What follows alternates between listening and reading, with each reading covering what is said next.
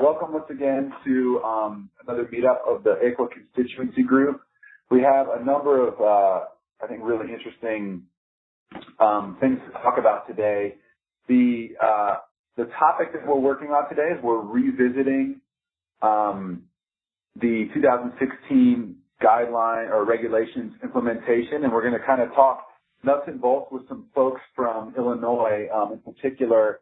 Yvonne Zare, who's our creator today, is going to help us understand the way that Illinois has had some success working through the regulations and implementing them in a real kind of practical, logistical way in her jurisdiction. So super thankful for Yvonne to meet up with us and share that information. So I'm going to do a quick round of what you see on your screen right now. I know most of you are familiar with Adobe Connect, but there's a couple little wrinkles in today's meetup, so I just want to point those out. First of all, as always in front of you, there's a slide deck. We're going to use that as benchmarks as we move through the meetup to let you know kind of what topic we're on. We'll have, in some ways, we'll have the standard sessions. You know, we'll have our intro or our creation session. We'll meet up. We'll get together in the lunchroom. Then we'll select a new topic at the end and have an open space session. But there's another pod in the kind of center right of your screen that says Notes. And there are 4 new resources and a link as well. One of the members of the meetup last time we met, which was in August, mentioned that it would be useful if each time we had a meetup, we kind of highlighted the new resources that we're covering or using or referencing in that meetup. So I'm not sure exactly who that was. I think it might have been Michelle Zachard, who's not on today, unfortunately. In any event, that was a really nice piece of feedback and good point. So we're trying to respond to that in the notes section. Also, those are 4 documents that we have uploaded in the resource exchange. So throughout the meetup, from now on going forward, you can feel free to kind of scroll through the ICWA resource exchange in your bottom right-hand corner of your screen, highlight one of those files. You'll have a button show up that says download file. Just click that button and it'll download onto your desktop a copy of that specific file. So there are 4 of them. There's a Cook County draft order, a continuance order, a summary of the regulations, and an excerpted, hard for me to say, document of excerpts from the rule as well, or the regulations as well. So Yvonne's going to go into detail about what those are and how you can use them, but just know that those documents are available to you in the resource exchange, and during the creation session of our meetup today, we'll be using those as well. Bottom left-hand corner of your screen is the agenda. The numbers in brackets are the number of minutes that we're going to spend on each session. So right now, we're 4 minutes into the first 10-minute welcome and purpose session. And in the upper right-hand corner of your screen is the attendees list. So that list will be kind of moving around as people pop in and pop out of the meetup, which is totally fine. Just know that you can hover over someone's name if you want, and a little side window will open up, and it'll give you the option to start a private chat. We totally encourage people to have private chats with each other throughout the meetup. And know that those truly are private. We won't have any transcript of that. The chat box in the middle, however, the one that's assigned to everyone right now, you see in the kind of left of center pod on your screen, it says chat, parentheses, everyone, and then you can see where Scott and Crystal and Jennifer and I have been typing to each other. That's the one that for everyone is a public chat, and that transcript is saved. So just know that. Private chats, hover over the person's name, talk to them all you want. No one will see it. No one will ever know. But the chat for everyone is one that we'll keep tally on. All right. So that's that in terms of logistics. We'll just kind of keep moving ahead here. Let's do a real quick sample question in the chat and make sure everybody's alive and has a pulse and has had their afternoon coffee. So here's a sample question. I'm just going to ask you to type your response into the chat box. And now my question is this. In honor of Oktoberfest, which I know technically is in September, but just forgive me since we're in the month of October. In honor of Oktoberfest, what is your favorite German food? Here's my question. And you get bonus points if you can type it in German in the chat box. So take 1 second and just type into the chat box, favorite German food. If you type it in German, then kudos to you. I'll send you a smiley face or something. Excuse me. Yeah, good question, thanks. I was like, I think it's the way you spell beer in German is just with an I or something like that. So I'm with you on that. Scott, you named some food I've never had before. Indish, Kringle, good. All right. So it looks like folks are having some success typing into the chat. That's very good. Thanks, Jen. There's a series of vegetable jokes that you can make based on that. Like if you say lettuce and you say, I don't like vegetable jokes. They're so corny. Let us move on to something else. Whatever. I got you. It's the German word for Indian. Very good, Scott.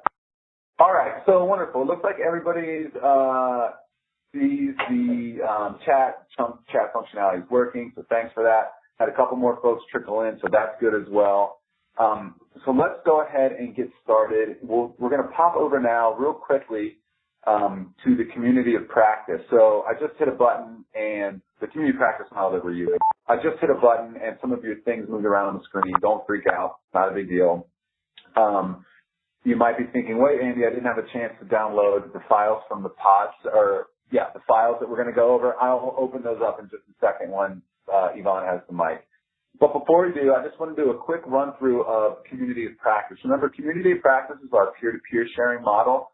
So we're using this model to work on ICWA compliance and promoting ICWA as a matter of policy among court improvement programs across the country. Now, usually what we do in this session is we kind of go through the different roles. Everyone that I can see on the attendee list has been, except for Yvonne, and Yvonne, you'll just have to bear with me here, has been a member of this group or participated in this group to some degree, I think. Right? There might be one or two for whom that's not true. So what I'd like you to do is respond in the upper right-hand corner to the poll that says, are the 5 C's a helpful framework for getting work done in our meetups? Okay? So for those of you that are new, if you don't understand the question and you want to abstain from voting, that's totally fine. But if you're curious about what we mean by the 5 roles, I've outlined them there on the slide to your left. And as people are responding to the poll, let me just give you a real quick explanation of what they are. Each time we have a meetup, what we want to avoid is this being a Center for Courts lecture hour, and something we call a meetup, but really is a Center for Courts lecture hour.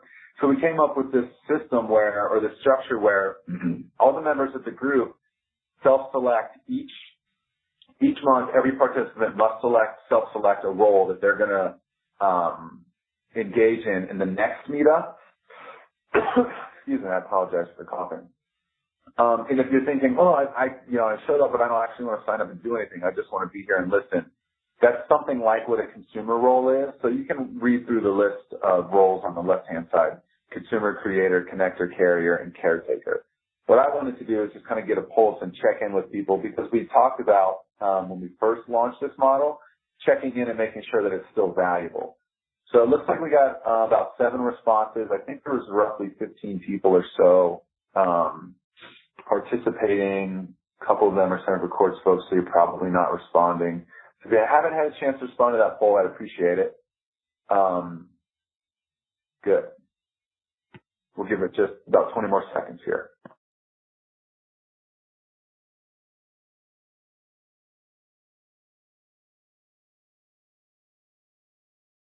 Got it. All right. I don't see any more responses trickling in. So a couple more trickling in. So, all right, good. So that's good from a CQI perspective and data collection for the Center for Courts, knowing whether or not what we're doing is working and following through on the promise to keep checking in with you all to make sure that what we're doing is useful. And if not, frankly, we'll change it. All right. So I think I've yammered on enough here. We're a little bit ahead of time, which, of course, is never a problem. And what we're going to do now is we're going to move on to Yvonne's discussion about Illinois' implementation of the 2016 regulations and kind of what they've done, how they've done it, successes, lessons learned, and strategies that they've developed. So I'll be quiet. Yvonne, are you on the line? I am, yes. Excellent. All right, the microphone is all yours. If you need me to do any, magic moving things around or bringing up certain documents, just let me know, and Scott and I can jump on it. Otherwise, the floor is yours. Okay. Good afternoon, everyone. It's my understanding that the focus for today is on implementation of the new ICWA regulations. And I am here in Chicago, beautiful, somewhat sunny Chicago.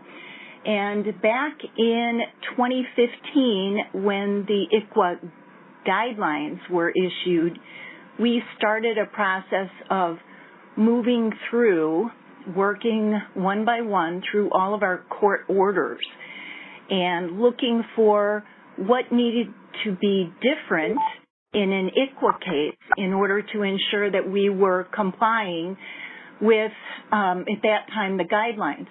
So we were just finishing up our run through the court orders when, lo and behold, the new regulations came out.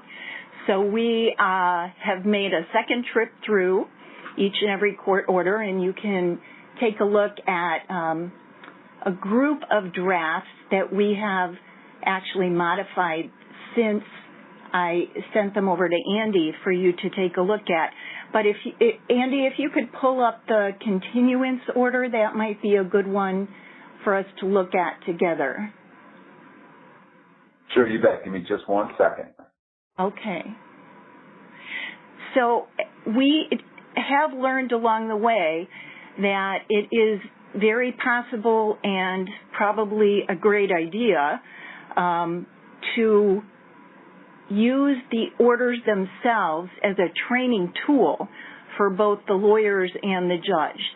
So we have really, you might think, overcompensated by putting in a whole lot of language about the burden of proof and the standard that is required. And just about every finding that ICWA requires is spelled out in pretty explicit detail so that as the lawyers are working on these cases, which for us is not all that often. Right now, I think we have about 6 cases in Chicago, which is not a whole lot given that we have about 6,000 children in care right now. The whole idea, at least the approach we've taken, is to educate and remind lawyers and judges about what needs to happen so that the child is protected because ICWA is being fully complied with. So I think, Andy, you had asked me at one point about how it was that we came to collaborate, and I have to say I feel very fortunate here in Cook County. We have generally wonderful relationships with the other offices, the public defender, the state's attorney. With respect to ICWA, it was a very diligent state's attorney who is sort of an ICWA geek, if you can imagine such a thing. It was his idea originally to start moving through the set of orders when the new guidelines came out in 2015, and so he has very diligently carried on. And bless his heart, he is sort of the scrivener for the group, and he has worked and reworked and reworked and reworked each and every order. One example is that we decided that we really need to have the lawyers submitting to the judge the ICWA continuance order at each and every court date so that we get the necessary findings at each and every court date. And so now we are going back through the set of all the other orders and removing what is otherwise a standard here in Cook County, which is to include continuance language at the end of every order so that that order that is entered will provide the next court date for anyone who has a copy of it. So we're going back now and we're scratching all of that language, and it will be a training issue to insist that the lawyers and the judges get used to always using the very specialized ICWA continuance order. So I don't know if anyone has any questions or if I have not talked about something you'd like to hear about, let me know. Yeah, this is Scott Trowbridge. I actually had a question. So is the continuance order, is that used even when you're just scheduling stuff? You've had a hearing, everybody showed up, there were no surprises, you had a hearing, but you're going to have another review hearing? Or is it only when there's some problem and the court can't proceed? It would be used to schedule the next court date, whatever that might be. So yes, even if we've had a hearing, we have considered the possibility of breaking out the continuance order into a pre-disposition and post-disposition separate forms, just because there are different findings required at the emergency removal stage. And then once, of course, you get to disposition, or at least that's what we call it here in Illinois, then a different standard applies. So at least in terms of the court making the necessary findings to continue the removal of the child. So we may end up doing that. And I'm happy to share, by the way, we have one of the ways we got involved with here is the Administrative Office of Illinois Courts and the entire rest of the state, is that we were contacted by the AOIC just to talk about, hey, we heard you guys up there in Cook County were working through each of the orders, and it sounds like it might be a good idea. Would you mind sharing? And we have freely shared our work product, and I again would be happy to send along once we get what we'll call they may never be final, but semi-final. You know, I'd be happy to send a set over to Andy to post for everyone to take a look at.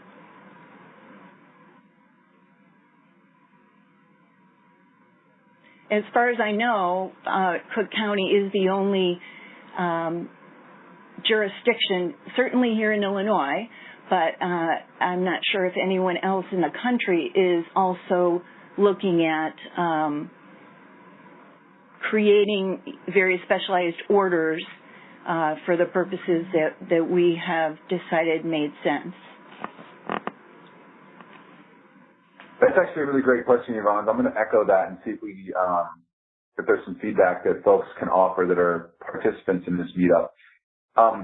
In the chat, let's say either way, if you'll type into the chat whether or not your state has gotten this far, in other words, whether your state has developed court orders that reflect the language of the 2016 regulations.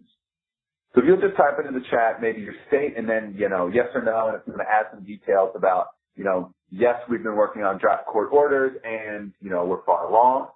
Or you might say, no, we're still wading through the substance, or no, we haven't formed teams to start wading through the substance, or whatever it may be.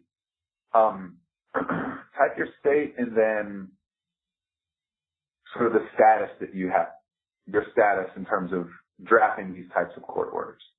See, folks are typing in the chat, so I'll give you a second. And Yvonne, I appreciate you indulging me here for just a second. No problem.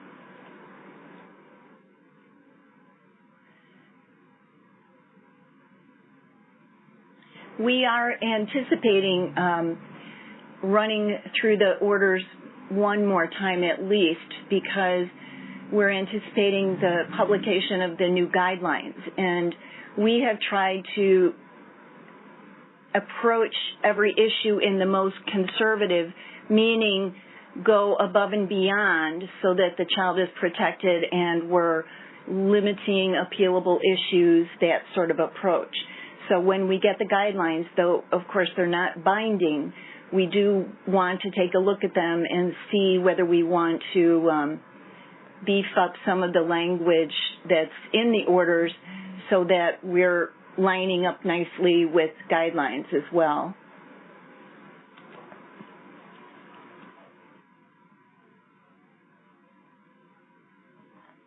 Thanks, Yvonne. I can see from, it's kind of a mixed bag in terms of answers, which is no surprise at all as to whether or not states have gotten as far along as Illinois has. It looks like for some the answer is, yes, kind of. We're working on orders. We're still reviewing them. I think it probably goes without saying, but I'll say it anyway, that it would be a huge benefit to this community if those folks who, like Yvonne, have worked on draft orders like this, have the opportunity and willingness to share them. I mean, that's the kind of peer-to-peer sharing that simply, just to say it straight up, the Center for Courts, we're not producing these documents. You all are producing them, or your court systems are producing them. So to the extent that we can share across states in this environment, we should. So if you have, and obviously, many of you don't have them right now, and that's not, no one's expecting that you would. But as they emerge from our community, send them to me, send them to Scott, and we'll put them in the resource exchange. We could even create like a little subfolder just for these kinds of documents. Because my guess is, on a real like practical level, I mean, this is gold. I'm imagining, I live in Colorado and work with Colorado CIP, and if they have an ICWA committee, which I know they have an ICWA committee, and they're working on implementation, having these kinds of resources, I think, would be a great value. So again, I'll just encourage you to share them peer-to-peer as you can. Stacy says Michigan has some court forms. Great. So yeah, just shoot them along if you haven't already to either Scott or I, and we'll get them posted on the exchange for people to access. So, okay, I'll be quiet now. Yvonne, you want to continue? Well, do you want to hear more about like how we, logistically have been working through the orders?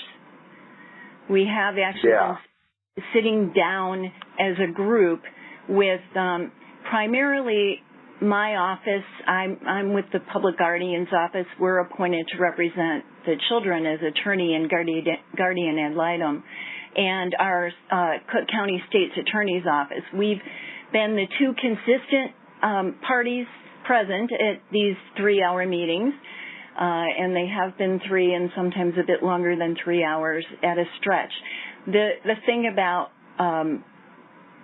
the ICWA regulations that we have found is that you really have to kind of immerse yourself in them, and once you're there, stay there and get as much done as you can, because there are so many sort of subtle angles and how things fit together or don't fit together at each hearing. It's good to just kind of, be very immersed. So we have physically sat around a table, passed around paper copies of orders. We have then had our state's attorney, who's taken responsibility for making the changes as we work through them as a group. He then sends out, usually within a week or so after each meeting, and we've met probably every 2 to 3 weeks for a good 4 or 5 months now.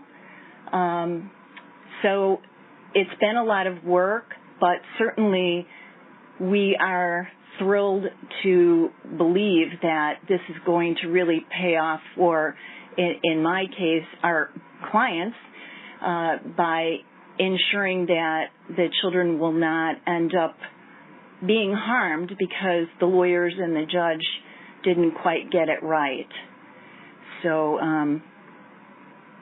we have reviewed email drafts and then printed them and brought them to the table, and that's pretty much how it's gone logistically. Great, thanks, Yvonne. I just typed in a follow-up question I'm wondering if you could speak to in the chat, which is, have you run into any snags in this process? In my mind, I'm just thinking about, like you said, kind of rolling your sleeves up, sitting around a table with draft orders and the regs in front of you and making sure that they sync up. Which, I mean, at the end of the day, it sounds like, what lawyers do. They look at they look at the law and they parse through it. So, I mean, as a lawyer myself, I can certainly appreciate that kind of work. I'm wondering what, if any, kinds of snags, obstacles, that you ran into, that you are working through or have worked through, that you could sort of pass on to us and say, hey, look, if you're going to use this roundtable model, this is the kind of thing that you're likely to see, and this is how we work around it? Sure. One difficulty has been that we don't have all the people we'd like to have at the table at each meeting. And so the ones that aren't there and didn't hear the original conversation, we end up unfortunately repeating things or finding out after a third version of a draft that one of the stakeholders, so to speak, has an issue or problem with the way it's drafted. So it is important to try very hard to get everyone to the table. We have our State Department of Children and Family Services. One or two attorneys usually are in attendance.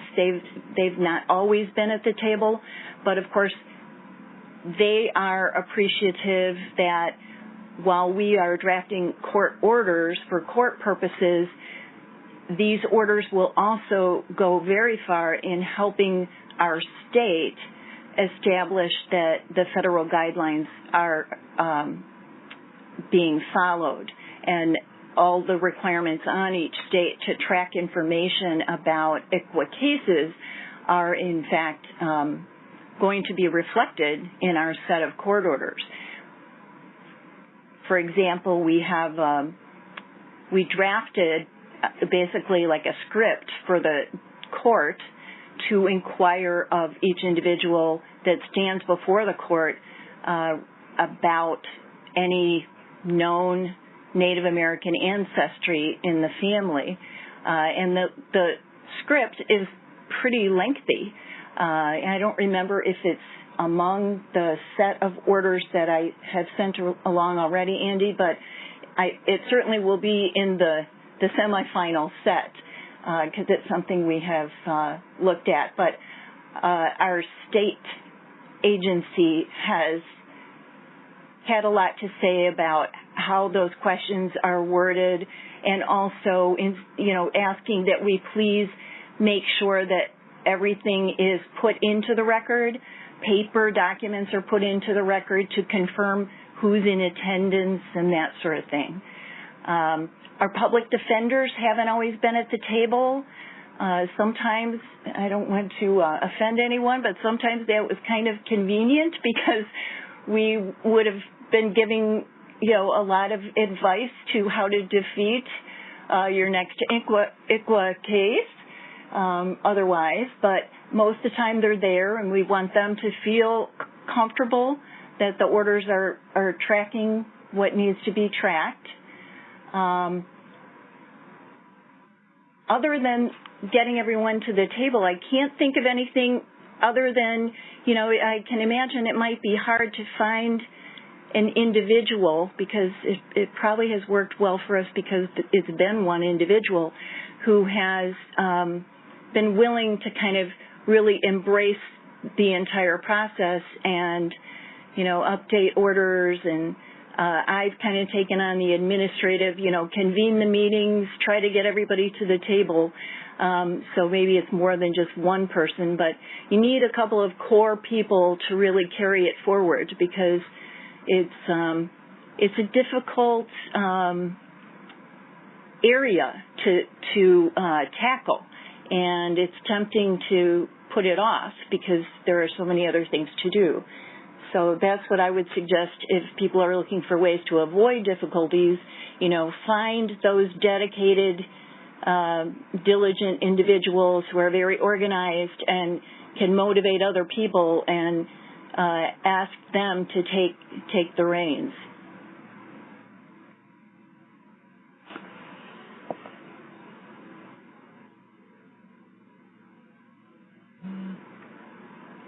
Excellent. Thanks. Did anybody else have any questions? I think we have one in the chat. Gabriella's question. Yes, we have invited our representative from the presiding judge's office. We see someone from the presiding judge's office occasionally, but ultimately we have the benefit of knowing that once all of the active participants are satisfied, we can very likely submit a set of drafts to the presiding judge's office and very likely have them all approved in one fell swoop. So I think that's really more a sign of the presiding judge's trust. She knows all of us. She knows the kind of work that we do. And so I think she's decided she doesn't need someone there watching out to see what happens, because she'll see the work product in the end. But thank you for the compliment, by the way.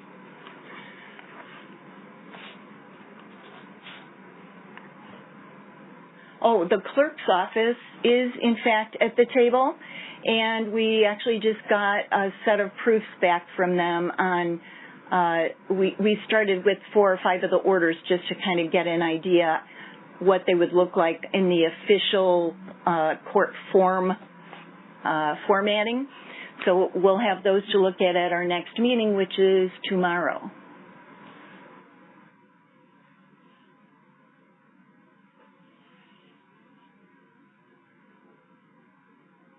Great. It actually, well, I'm wondering if this is a natural transition to the lunchroom, and I'll explain sort of what we do in the lunchroom in just a second. But before we do that, Yvonne, are there any remaining threads that we should pull on, or topics that you think we should hear about or that you'd like to cover before we move into a more group discussion format?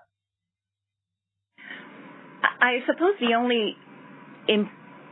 only other specific point that I think is important as if you're taking a leadership role in your jurisdiction, to make sure that something like this gets done and children are protected in ICWA cases, that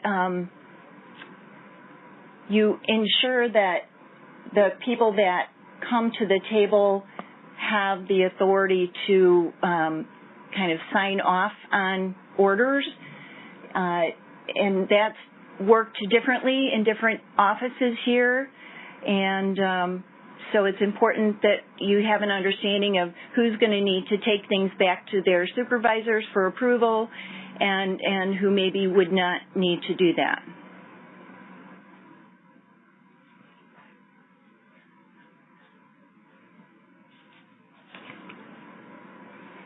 And I think it's also wise to assume that the lawyers and the judges in the courtroom on a daily basis may know very little about ICWA, at least here in our jurisdiction, because of the infrequency. That's a very valid assumption. And so the importance of educating in some way, shape, or form cannot be overlooked, whether you choose to do it via the orders as we've done. When we do trainings, we catch, a small percent of the attorneys that are working in this building in the courtrooms on any given day. The attorneys in my office come here to stay, but in our state's attorney's office and public defender's office, they rotate in and out. So we would have to do the training very, very frequently. And this is a way for us to be able to kind of have a couple of written sheets of instructions. And we are planning, by the way, to make a little packet. So there'll be a couple of cover sheets with instructions, and then the entire set of orders that will be needed for the entire case from start to finish.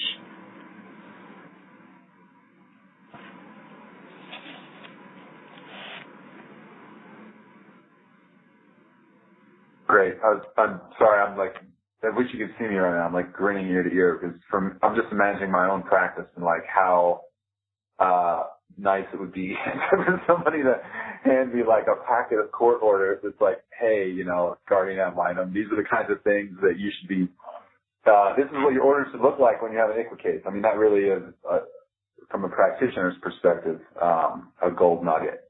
So All right. Thanks, Yvonne. This has been really, really helpful. I'm hoping, but of course not requiring, that you have some time to hang out when we move into the lunchroom. So what's going to happen there is, I'll just bump over there right now. What you'll see here is, actually, let me do a quick stop share. Give me 1 second here to pull up my, give me 1 minute.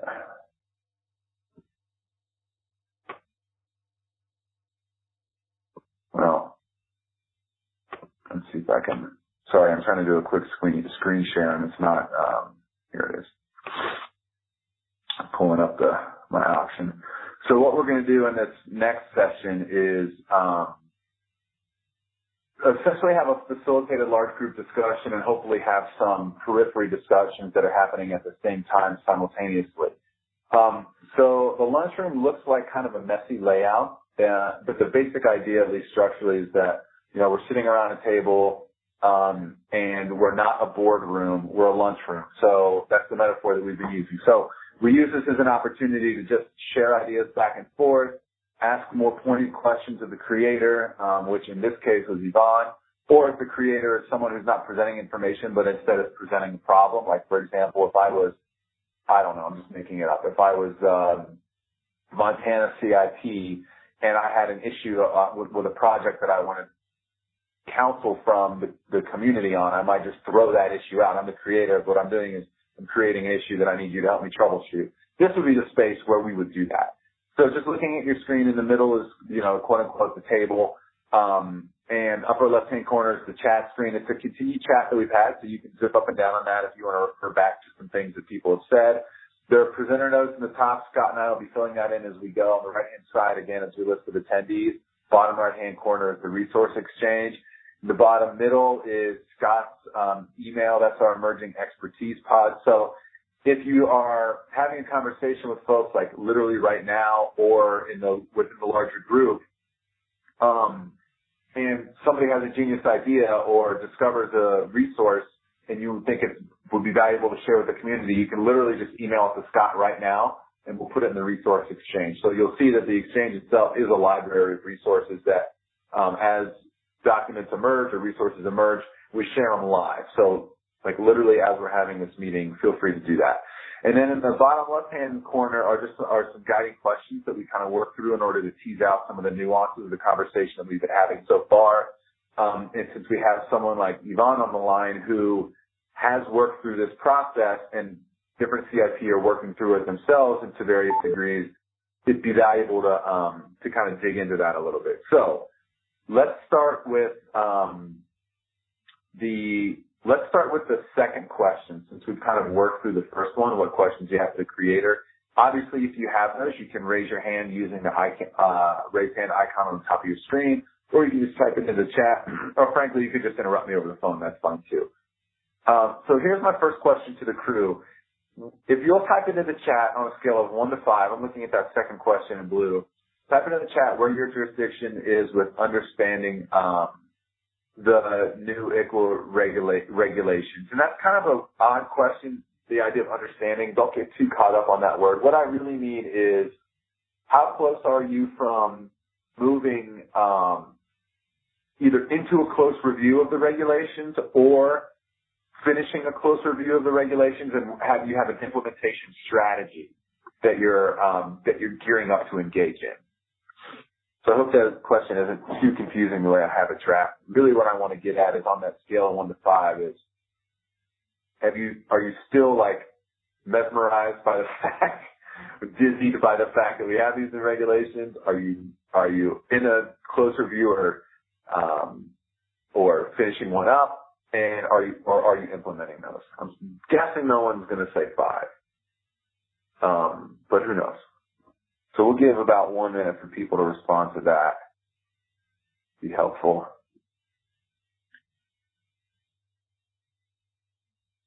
Good. We've got 1 or 2 more coming in. So, Amy, I'm going to ask you real quick, if you don't mind. You say that you're gearing up for a close review. Are there what form is your review taking? Like, are you forming teams and kind of doing the roundtable model that Yvonne described, or do you all have a different model for implementing the regulations that you plan to use? Sure. So New York State, my understanding, right, and working with our Office of Children and Family Services, New York State often has,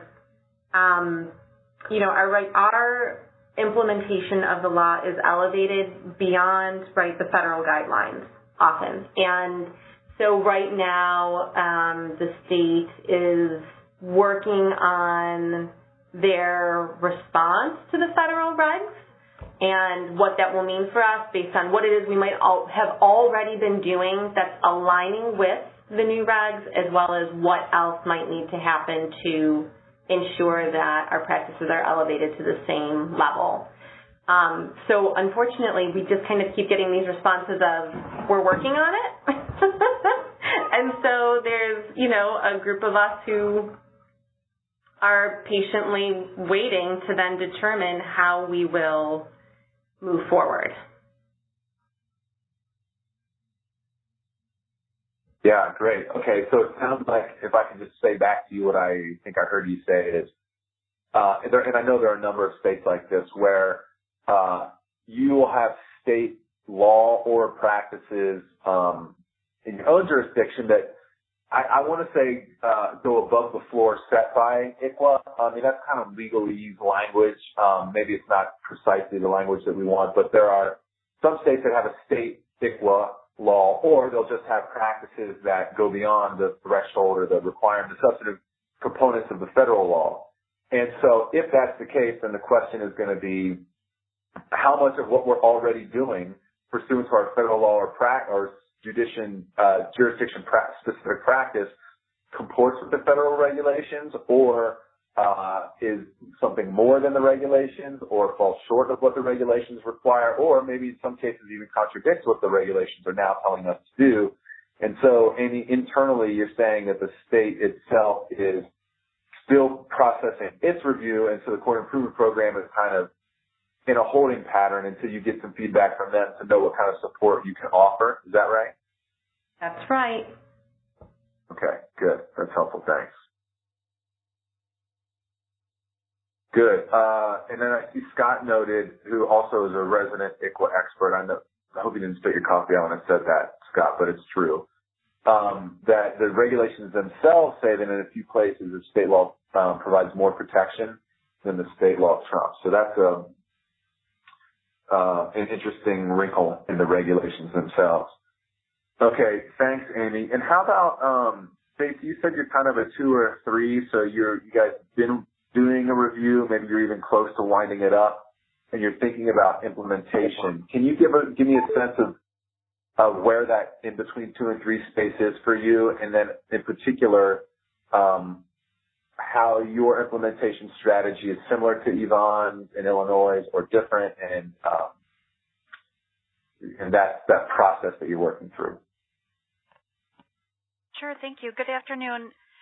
Well, again, mine is from the Department, Human Services here in Michigan.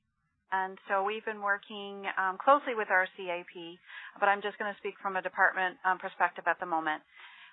We have been doing a lot of the same things that's been shared today. We are knee-deep in review, but we're also, convening work group sessions. I'm specifically meeting with our tribal social service directors to review their interpretation of the regs and the department's interpretation of the regs, and coming up with new department policy and training curriculum that will be implemented in December. And along with that, all of our resources, updating all of our resources. Casey Anbender over at Michigan State Court Improvement Program, she has the Tribal Court Relations, which I do sit on as a member. However, I can't speak for her today. Okay, yeah, that's cool. Thanks, Stacey. I appreciate that. That's helpful. So do you find that the work group model has been, generally speaking, has been effective in terms of wading through the regs and thinking about implementation? I will say that our first meeting is on Friday this week.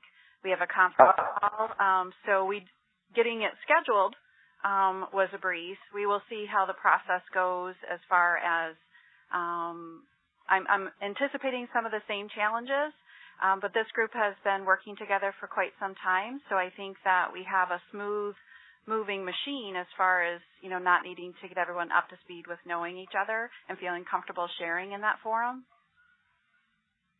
Yeah, that's good. Now I'm definitely interested. I'd love to know how that turns out, so maybe we can revisit that at the next meetup.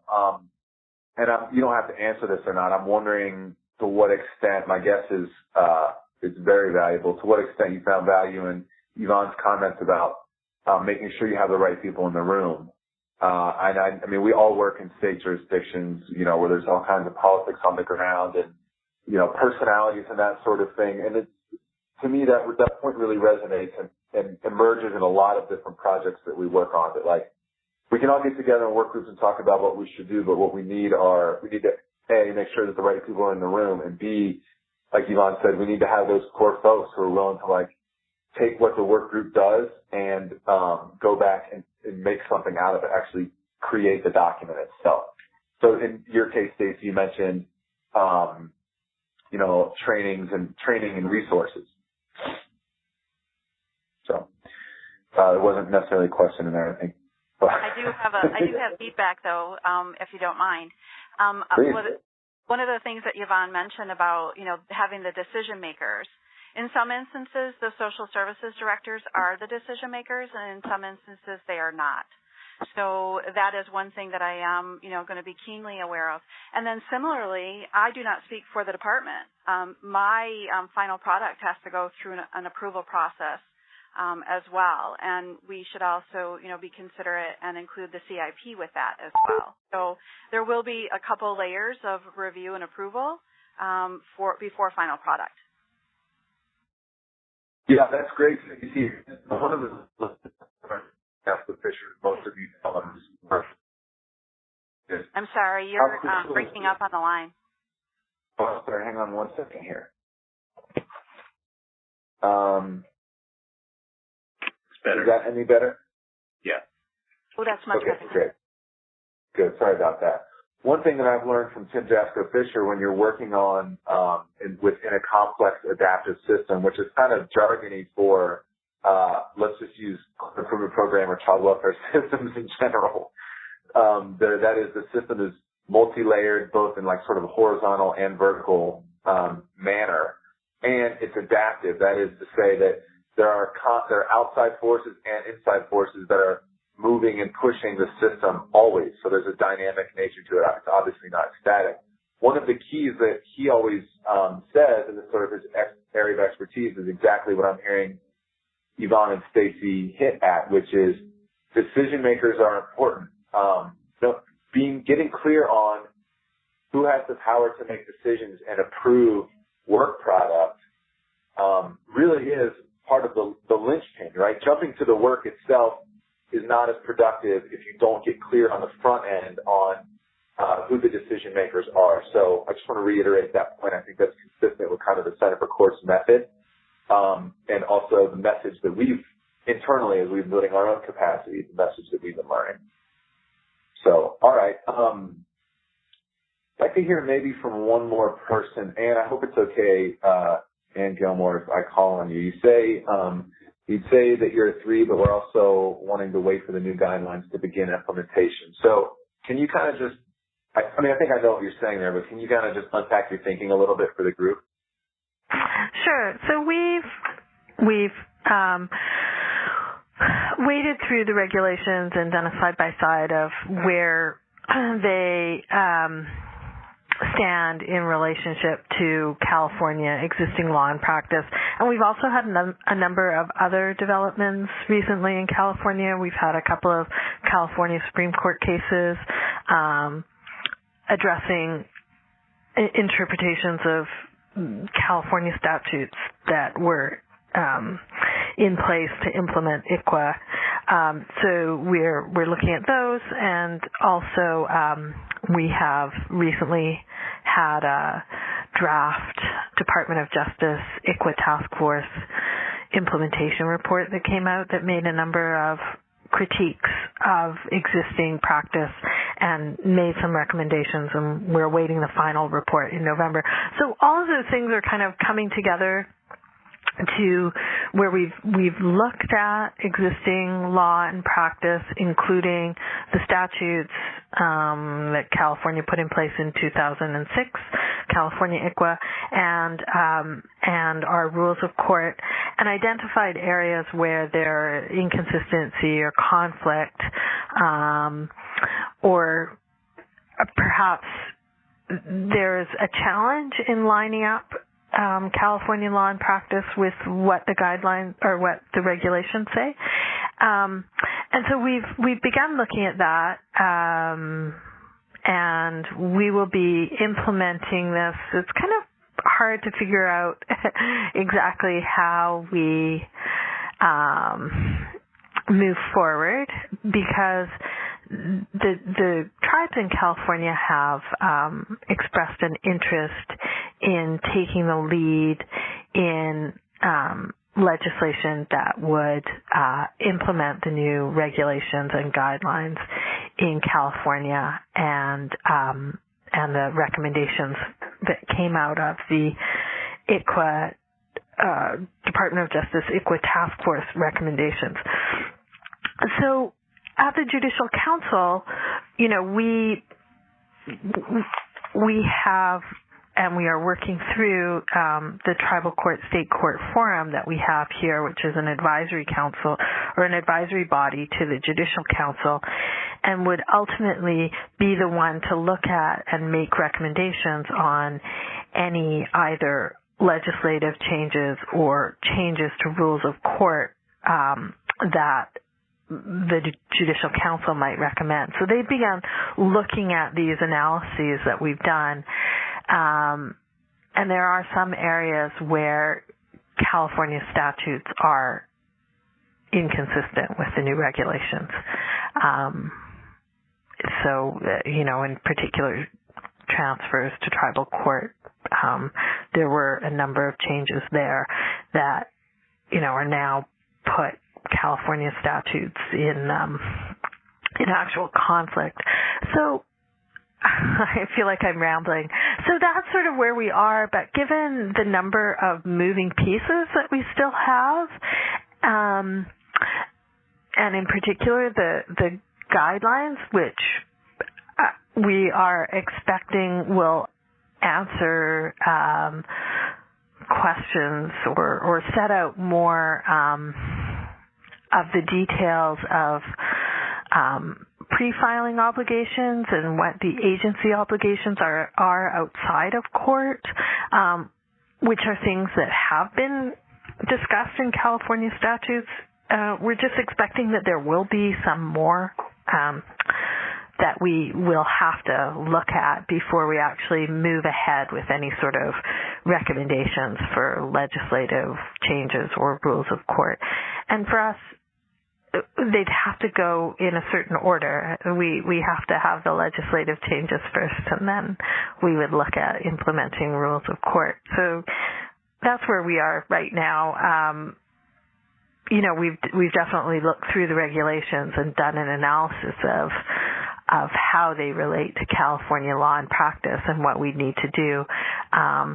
But the best strategies for moving that forward and who will do it, whether it will be a tribally driven process or whether we at the Judicial Council will take it up, has not yet been determined. And I think the Tribal Court State Court Forum looked briefly at this issue on their last call, our last meeting, and decided that it was complex, so we're going to create a subcommittee of the Tribal Court State Court Forum to kind of look at this issue of implementation.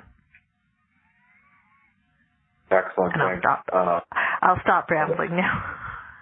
That was good. There's a lot of meat on that one. Let me ask. I mean, there's a couple things that we could pull on there, but I'm curious with the group, and I have to admit, despite the fact that I'm a lawyer, I'm maybe embarrassed to admit this, but I'm going to admit it anyway. I'm not boned up on my regulatory preemption law. So I'm wondering if there's someone on the phone that, or in the lunchroom that is. In other words, normally when you have federal preemption, if you have a federal law that says something different than a state law, the federal law trumps. It's the supremacy clause in the U.S. Constitution. But regulations are clearly different because they're not stemming from the legislature. They're stemming from the executive branch. So I'm wondering if there's folks who know sort of the law around regulatory preemption and might say something to the group about how to navigate the kinds of conflicts or potential conflicts that Anne was describing between state law and federal regulations.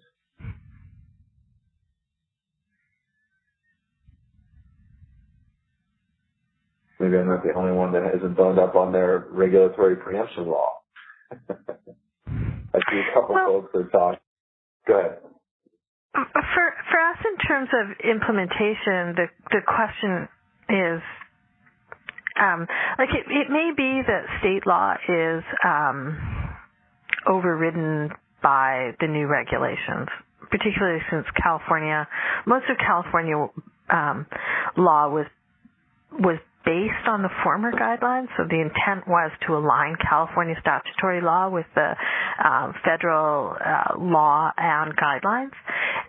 So it may be true that they're preempted now to the extent that there's a conflict, but still for us here at the Judicial Council, we cannot create rules of court that are in conflict with our California statutory law.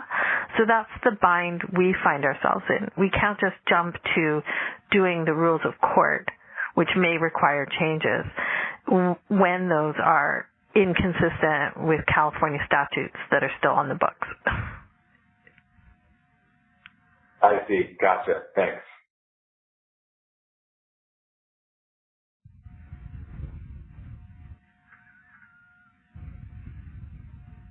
Yeah, there's a couple of conversations going on in the chat here as well, so that's good.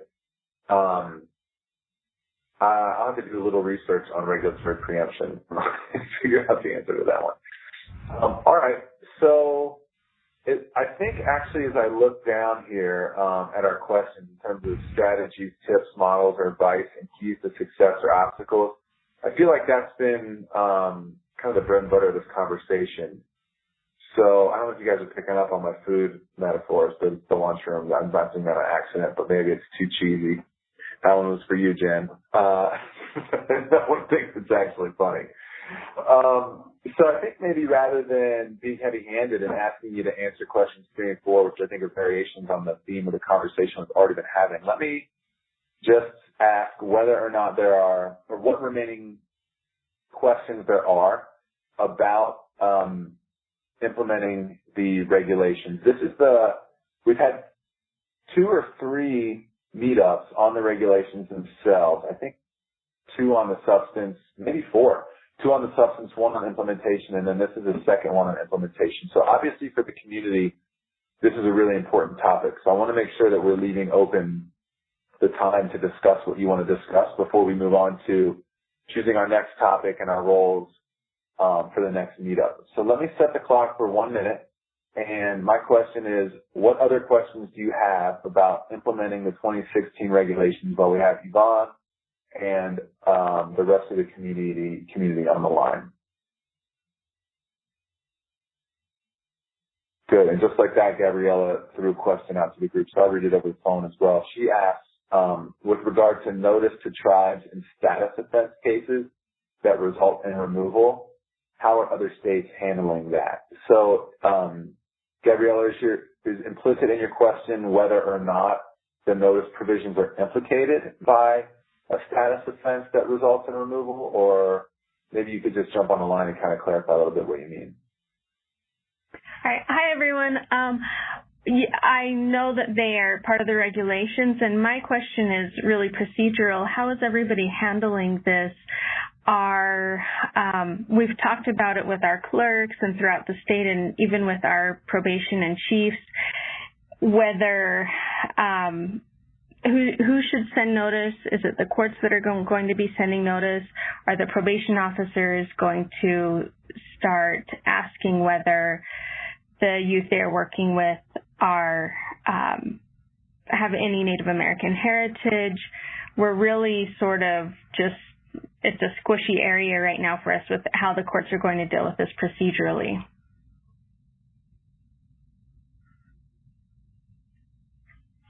Great, thanks. And if anyone has thoughts on that, yeah, now's the time. Yeah, some feedback for Gabriella. Thanks.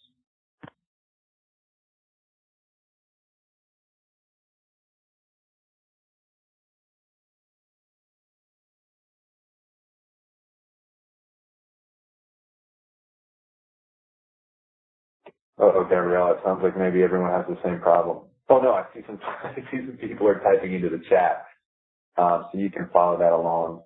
Yeah, thanks, Ann, and thanks, Yvonne. What other questions do folks have about 2016 regulations implementation?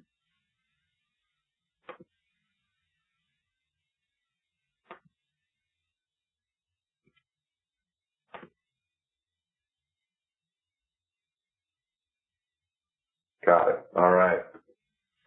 Actually, I don't got it. There's a couple people still typing, so I don't want to rush it. We'll hang on for that. Thanks.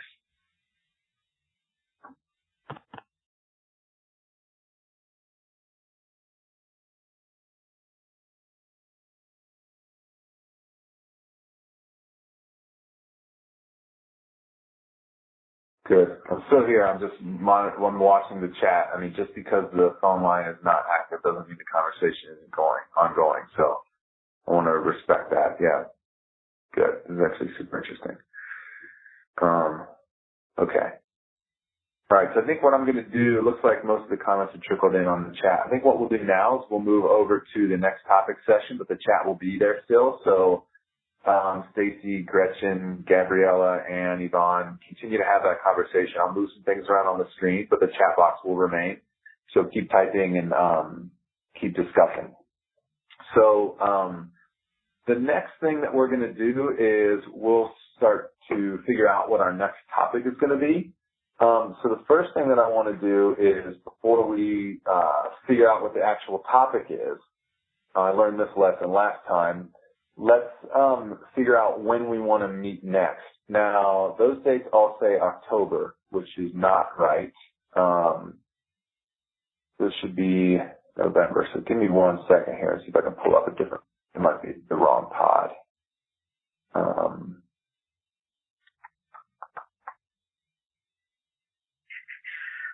Sorry, give me just 2 seconds here.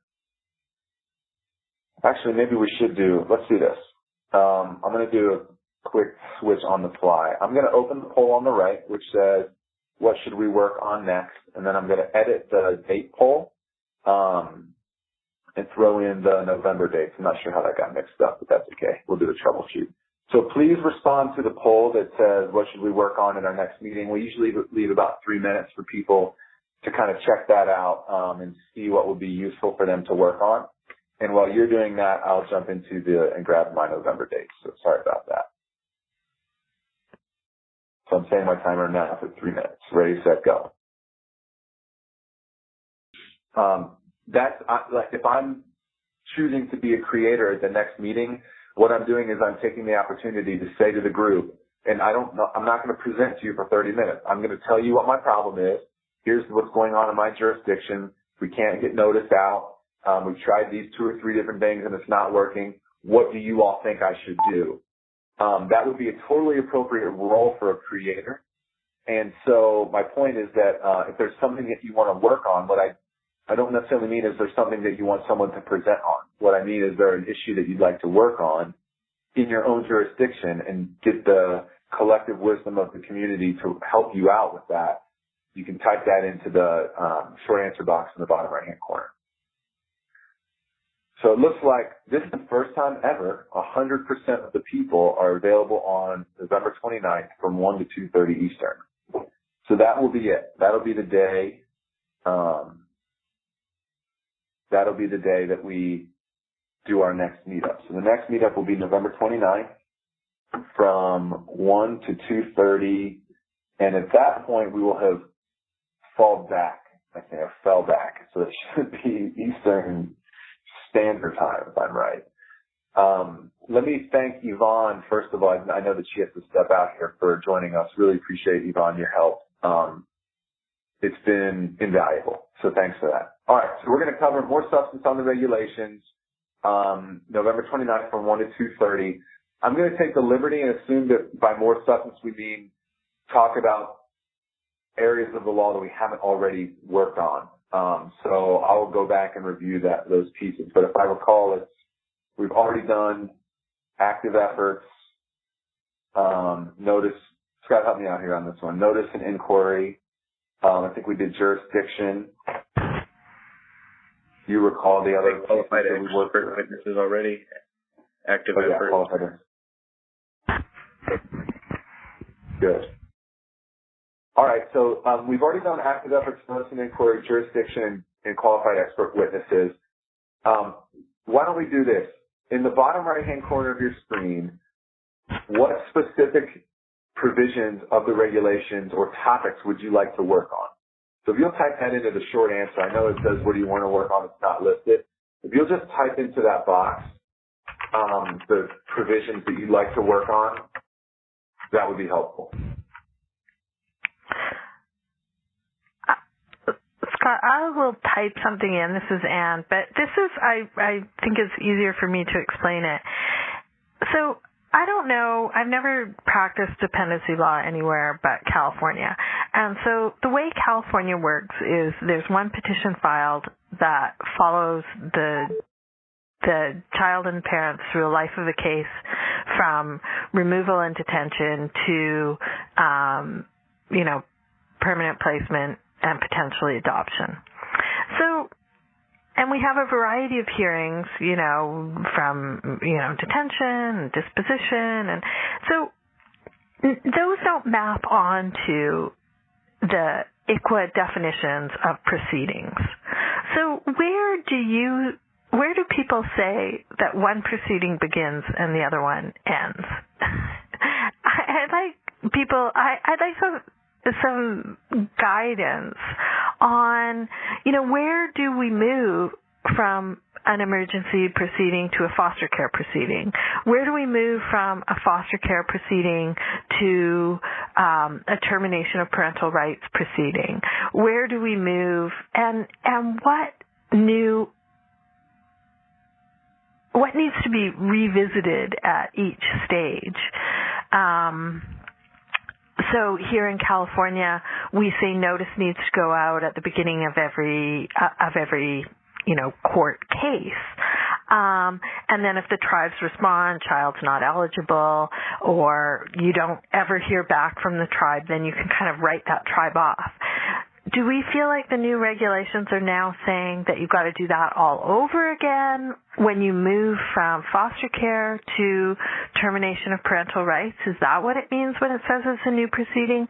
Does that whole notice out to the tribes, that whole of every tribe that the child might be affiliated with, does that need to be revisited? Or if you heard from the tribe at the foster care stage when you sent out a notice that the child was not a member eligible for membership, do you not need to renotice them when you move to termination of parental rights? Those are the kinds of things that are not just procedurally clear to me in the regulations. So if people have thoughts on that, I would really appreciate it. Yeah, and before people, I don't know if anyone's going to, maybe Scott can give you direct answers to everything you just asked. I can't. I can't. But I would say this, Anne, what you just described is exactly the kind of thing that this constituency group is designed to try to address. Not so much by, Scott or I having the strict answers for you, although sometimes we will know, but for as a group, for people to bring their experience to that problem, and if they can solve it, or resolve it. So what I'm wondering, Anne, is it would be valuable, certainly sounds like to you, but also to the group, for you to be the creator for the next meetup, and all that means is articulate the questions that you just articulated to the group, and then we work on them together. Okay, there we go. No good deed goes unpunished. I'm happy to be the creator, but I really don't have any thoughts on this, and I feel like I'm the only one who's struggling with this thing of, what is a proceeding as opposed to a hearing, as opposed to a case and an action, and what happens at each specific stage. But sure, I'd be happy to set out the issues, at least as they relate in California. Yeah, this is Scott. I know you're not the only one with questions about that, because I've talked to other states about that in the last month. And okay. There are clear-cut answers to some of your questions, like the notice. I think there's a clear-cut answer. At each thing that reasonably resembles the foster care, the emergency, or the termination, you have to send the notice. But some of the other stuff, there are not clear answers. And what I think it's worth discussing is because states range all over the place as to how distinct those proceedings are and how they map. Right. As to, I think my simple answer that I realize is an oversimplification is, whatever proceeding you have, whatever you call it, that most closely resembles an emergency and it has these, some of the characteristics of that would be the level of evidence required and things like that. And, the formal foster care and the termination. But I know it's oversimplifying it. So I think if you have the discussion questions, I will pull up citations to answer the ones that I can answer easily. I will contribute that. But then some of the others, I think we just have to discuss. Because I'm telling you, there's not a clear answer. So should I just email this to you, Scott, and Andrew before the next meeting? Yeah, that's exactly right. So one thing I want to just point out, and I laughed when you said it, and I heard you laugh too, so I'm not bagging on you at all, but when you said sort of no good deed goes unpunished, I understand what you're saying. I know. I was like, oh my gosh, no. It's a really good point, but one of the things that Scott and I have talked a lot about internally and want to make sure is crystal clear to the participants in this group is this group exists for you all to gain value from each other and from the Center for Courts. And so one of the things that I personally lose a little sleep over at night is people feeling like the job of a creator is to be a subject matter expert that presents material to the group, and that's not the role. It can be the role, but it's one of lots of different things that creators can do. And so what I don't want people to leave this meeting thinking is that if I decide to be a creator, I have to put together a PowerPoint in a presentation. In fact, it's exactly the opposite. As a creator, what you're doing is bringing something to the table exactly like what you said, Ann, which is sort of not labor intensive, right? It's like putting together an email that might, I don't know, maybe it'll take you half an hour or less to shoot to me and Scott, and then we reintroduce that to the group and have people troubleshoot it and work it out together. So I'm actually glad that you said that, because that's a point that I wanted to bring up to the group, that it should not feel like punishment to be a participant in the ICWA group. I mean, if it is, then I feel like that's something that we need to address, right? We should change something so that it doesn't feel that way. So thanks for that. So, all right, with that in mind, just real quick again, November 29th from 1 to 2:30, the topic is substance on ICWA regulations. One of the things that we'll try to work out together is the issue of when proceedings are a certain kind of proceeding under the regulations or a different kind of proceeding under the regulations. It's one of the issues that we'll work out that run to the substance of the regulations. If there are other issues that states are working with and the court-approved programs are working on like that, next meetup is exactly when we should be working on that together, so we can hammer out the answer to more than one problem. So if you're like Ann and you think, hey, I have this other issue, it's not the same one that Ann brought up, but it's this other one that I would like help on from the group, email Scott and I, self-select as a creator, email Scott and I, and know that all you're signing up for is to present the problem to us. So with that in mind, let me pop over to the roll session. And now I'll just ask people to self-select. This usually takes a minute or so. what role do you want to play next week? Obviously, we have the caretakers, or Scott and I. We have at least one creator, which is Ann, who's going to pose a question to us. So everyone should be signing up for at least one of the roles: creator, connector, consumer, or carrier. Most of you know what those are. You can read through them. I have it described there. So in the chat, you just type in what role what role you're going to be for the next meeting. We'll set the clock for 1 minute and let yourself select. So ready, set, go.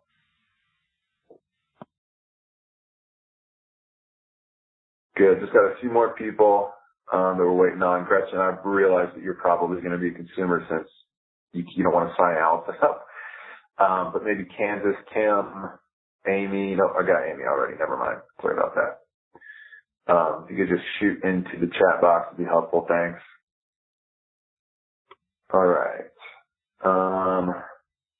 Last thing we have two things before we end up for the day. Second to last one is open space.